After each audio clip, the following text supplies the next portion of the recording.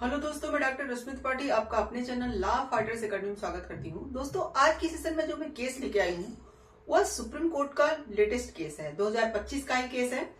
और आज की केस का जो मुद्दा है वह दहेज हत्या को लेके है। और दहेज से संबंधित जैसे कोई व्यक्ति किसी को जो है इतना प्रताड़ित कर दे कि वो व्यक्ति आत्महत्या ही कर ले, तो ऐसे ही कुछ एक केस था जो कि सुप्रीम कोर्ट के सामने पहुंचता है।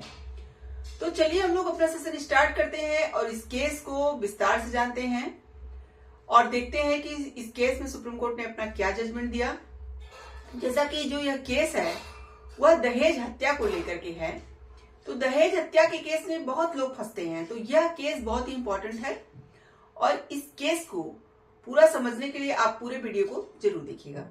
जैसा कि जो केस का फैक्ट रहता है कुछ यूं रहता है कि एक पर्सन रहते हैं जो कि दहेज हत्या में फंसते हैं।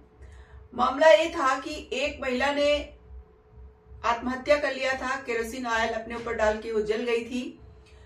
तो उसमें उसके जो घर वाले जो थे यानी मायके पक्ष वाले महिला के, उन्होंने पति और ससुराल वालों और जो पर्सन फंसे थे उनके खिलाफ एक एफआईआर कराया। एफआईआर में आईपीसी के कुछ सेक्शंस लगवाए गए, जैसा कि आईपीसी का सेक्शन 306 जो होता है यानी आत्महत्या के लिए उकसाने के लिए लगाया जाता है, और 498A जो कि क्रूरता के लिए लगाया जाता है, और एक सेक्शन जो कि दहेज प्रतिषेध अधिनियम का जो सेक्शन था वो भी सब लगवाया गया था। तो देखिए, जब यह मामला पहुंचता है ट्रायल कोर्ट ने, तो ट्रायल कोर्ट ने जो है जो पर्सन थे उनको जो है आरोपी पाया। तब यह अपना केस लेकर जाते हैं हाई कोर्ट। हाई कोर्ट ने भी ट्रायल कोर्ट के जजमेंट को बरकरार रखा। तब ये अपना केस लेकर के सुप्रीम कोर्ट जाते हैं। तो चलिए हम लोग देखते हैं कि सुप्रीम कोर्ट ने अपने जजमेंट में क्या कहा, क्या इनको बरी किया या इनको आरोपी पाया। जैसा कि सुप्रीम कोर्ट में जब ये केस जाता है तो इस केस की सुनवाई 2 जजों की खंडपीठ कर रही थी। चलिए देखते हैं कौन से वो जज थे। जज थे जस्टिस जेबी पारदीवाला और जस्टिस आर महादेवन की खंडपीठ थी। जस्टिस जेबी पारदीवाला और जस्टिस आर महादेवन की खंडपीठ थी। दोनों लोगों ने जब सारे मुद्दों, सारे एविडेंस और सारे बातों को देखा, तो चलिए हम लोग देखते हैं कि उन्होंने अपने जजमेंट में क्या बातें कही। जैसा कि कोर्ट ने जब सब कुछ जाना और समझा तो कहा, देखिए यहाँ पे जो हमारा दहेज मृत्यु होती है उसके बारे में जो हमारा एविडेंस एक्ट है उसका 113B दहेज मृत्यु के बारे में अनुमान की बात करता है, यानी कि दहेज मृत्यु के लिए क्या एविडेंस वगैरह होने चाहिए।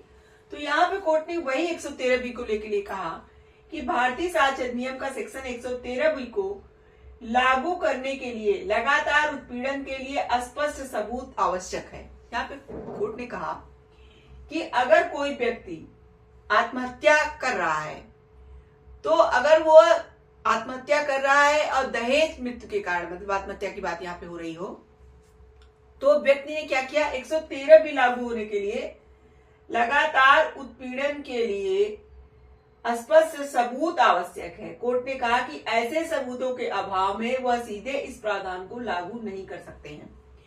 यहाँ पे कोर्ट का ये कहना था कि 113B जैसा दहेज मृत्यु से संबंधित जो है इसको लागू करने के लिए ठोस सबूत की जरूरत होती है। स्पष्ट ठोस सबूत जब होगा तभी यह प्रावधान लागू हो पाएगा, नहीं तो इसे ऐसे ही लागू नहीं किया जा सकता।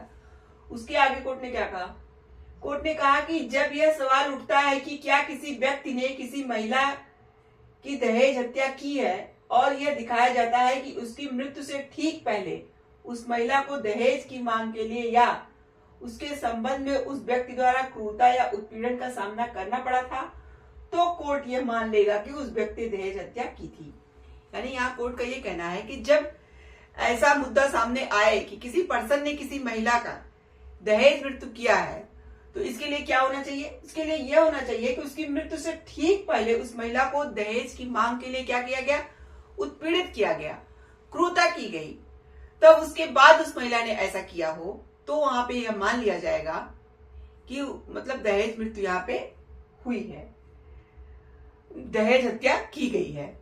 लेकिन इस केस में क्या था, इस केस में स्पष्ट कोई सबूत नहीं मिल पा रहा था जो इस बात की गवाही दे कि वह जो पर्सन थे उन्होंने भी उस महिला को दहेज के लिए उत्पीड़ित किया था, क्रूरता किया था उसके साथ, और वह दहेज मृत्यु में फंसे, मतलब उसके लिए गुनहगार थे।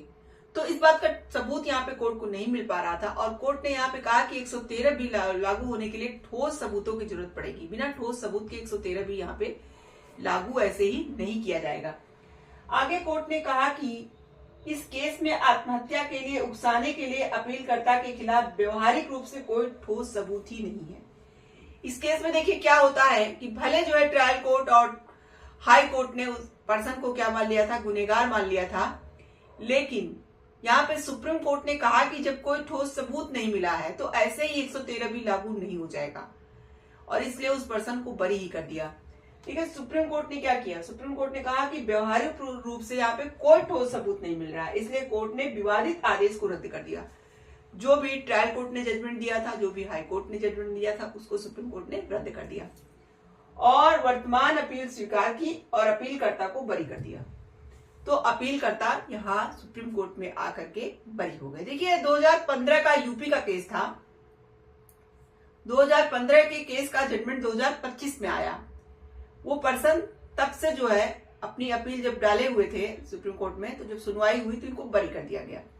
उसके पहले ट्रायल कोर्ट ने और जो है हाई कोर्ट ने दोनों लोगों ने इनको आरोपी पाया था, लेकिन सुप्रीम कोर्ट ने कहा कि जब ठोस सबूत नहीं मिल रहे हैं तो यहाँ पे इनको बरी किया जाता है।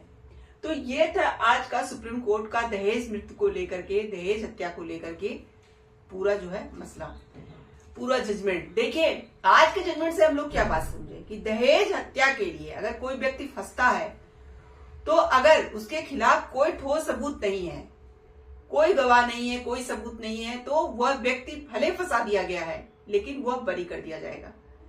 लेकिन हाँ, अगर उसने दहेज हत्या की है, इसके सबूत हैं, ठोस सबूत हैं, तो वह आरोपी माना जाएगा।